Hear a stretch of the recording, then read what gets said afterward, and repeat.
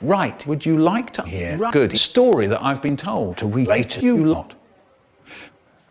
Once, when I was taking some money out of the bank, a boy called soon-to-be Richard and his little gang walked in carrying sawed-off shotguns. They were made of glass, except for the bullets. Could be trouble. So this boy, Richard, yelled out, "This is a robbery." Nobody moved. So everybody, in a panicky mood, tried their absolute best to stand still so they wouldn't get shot. "Everyone get down on the ground right now," said one of Richard's gang mates. Richard went to the counter with his gun pointing towards the teller. He starts up talking in a menacing voice. "So you're a teller then? Well, tell me if you're going to hand over the 15 grand quietly or not." The woman opposite started to tremble as she filled up his bag with wads of money. And then suddenly, out the corner of my eye, I noticed the person at the front of another queue trying to run away. He got to the door, but Richard turned round and fired in his direction.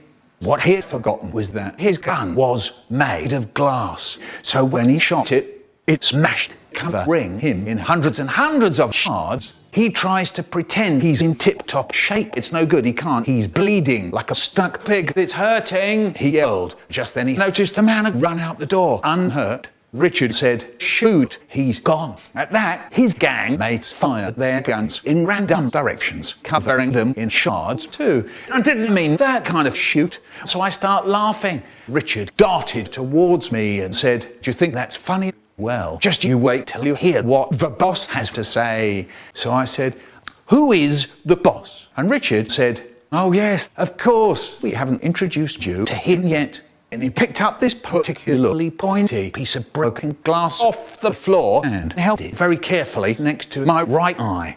He said, "If you don't do exactly as I say, when I say it, I'm going to leave you completely blind. Do you understand?" So I said, "Okay. Yeah, okay." Suddenly he looked awfully pleased and he said, "Well, that's easier than my last robbery, I'll tell you. I mean, follow me outside into an Audi with no noise at all, please. No need to have a riot." So now I get a flash of genius and I asked, "I'm dying for a wee. Can I go to the toilet?" I said, "It's hurting. I've got to do it.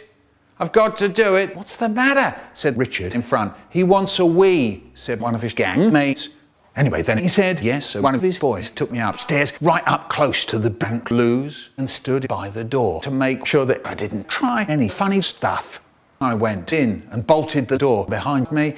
Guess what I did next? I took the chance, climbed out the window and out onto the roof. Trouble was, my foot got stuck when a gust of wind shut the window really hard and fast, and it banged against the wall really loud. So if he's not deaf, he's going to really do for me. So now he tries. I'm going to see what the noise was. Meanwhile, I tried and I tried to free my foot. It's no good, I can't. The window just wouldn't budge. The door opened.